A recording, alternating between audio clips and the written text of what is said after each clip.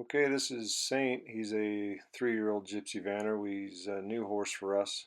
He's, like I said, he's 3 years old, and little to nothing has been done with him. And we're just going to start on his groundwork here. This is day 2, and he's just going to kind of check things out there. Anytime a horse is curious, for me, I just let him check out whatever they need to check out. Anytime they show some curiosity, here he's kind of getting bored, so I'll just move him along. Anytime they show any curiosity and something new, I just let him check it out. But we're getting his body moving along. Like I said, he doesn't know anything, so he's not going to get into trouble here. I'm just trying to show him I need him to go off to my left. So he's a little bit confused there, gets a little excited. There he goes down. He figures it out, and all the pressure goes away.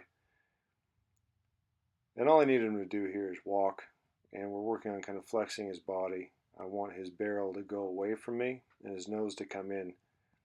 So I'll disengage his hindquarters. Now I'm going to ask him to go off to my right, and he gets a little bit lost there. He's going to kind of pull.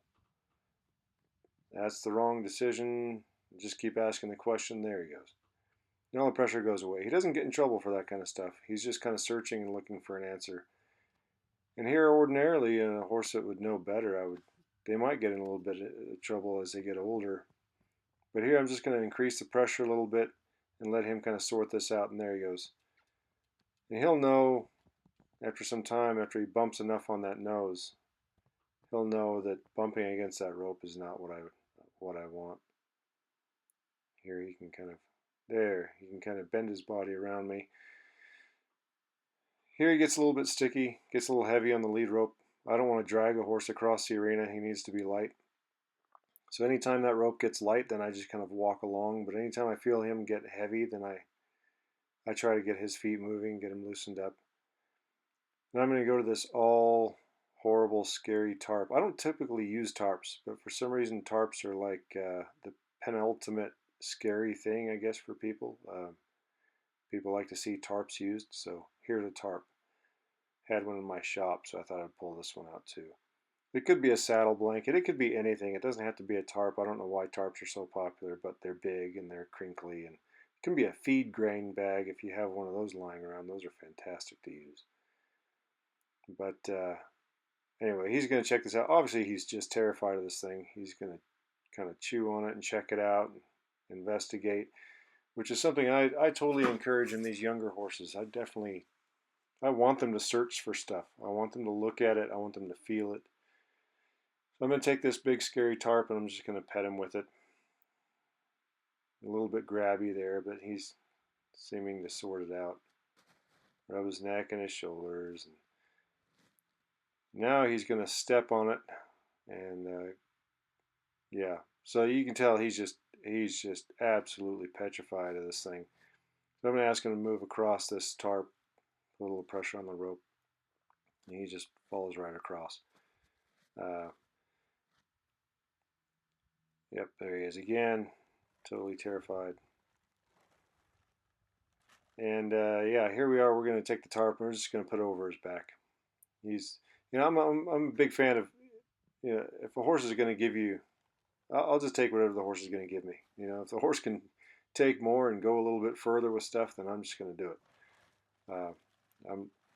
Sometimes I think we will stop a little bit too short and underestimate what the horse is actually capable of doing.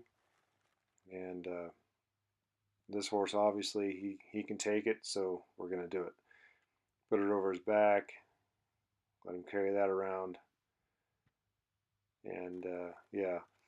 And any of this kind of exposure is going to be great. I'm going to be roping off of this horse. I'm going to be throwing all sorts of neat stuff off of this horse, and there's going to be a lot of gear and things flapping around. So the more he can get used to this stuff, the better.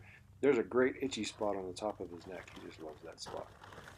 But the more stuff that I can expose him to that's flapping around, the better off we all are. And because I'm going to have like I said, I'm going to have a lot of gear, a lot of things being pulled and flying around above this horse. He needs to get used to. And here I'm going to just kind of take it over his head, see how he does with that. Seems to like that. I want my horses to be not only just curious, but I like them to be playful. I like them to check things out and kind of enjoy things. So here I'm going to take the lead rope and I'm going to throw it over his back. You can see he's kind of grabby there. He's got to move his feet, which is fine. I'm going to give him plenty of space to move his feet. If you've got to move your feet and you're worried, you go right ahead. Throw this rope over. He doesn't like it slapping him on the side.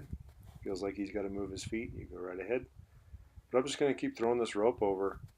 And like I said, especially when I'm roping and throwing gear around, he's going to have all sorts of things flapping around. We might as well get through this now.